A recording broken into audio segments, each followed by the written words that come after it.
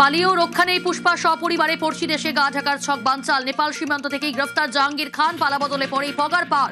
শেষমেশ বেঙ্গল এসটিএফ এর জালে ফলতা ত্রাস।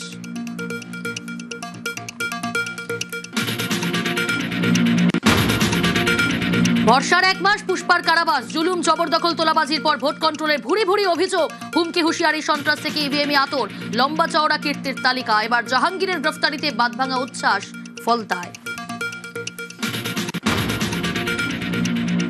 ঝুঁকগায়া পুষ্পা, গারদে অভিষেকের ডান হাত, কাল ও শুভেন্দুর হুঙ্কার। জাহাঙ্গীরের কপালে এবার জেলের ভাত।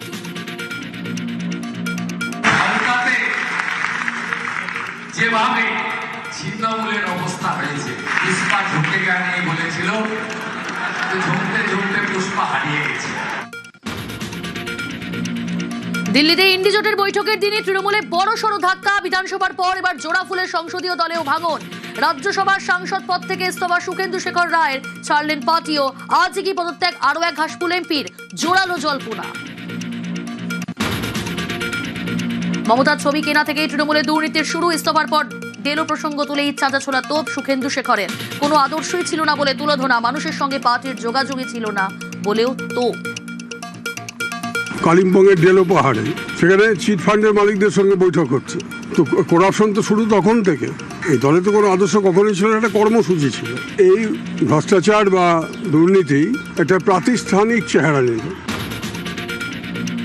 অভিষেকের পর দিল্লিতে মমতা, বিধানসভার পর লোকসভাতেও আলাদা ব্লকের তোড়জোড় বেসুরোদের। 2/3 হিসেবে 19 জনের সমর্থন আদায়ের চেষ্টায় বিক্ষুব্ধ সাংসদরা।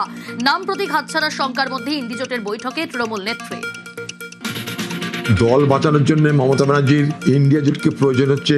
এতেই মমতা ব্যানার্জি নিজের দলের দুর্বলতায় প্রকাশ পাচ্ছে। দিল্লিতে টিম ইন্ডিয়ার বৈঠক, তৃণমূলের সঙ্গে রফা না একলা চলো শান। ঘুটি সাজিয়েই দিল্লিতে বৈঠকে কংগ্রেস।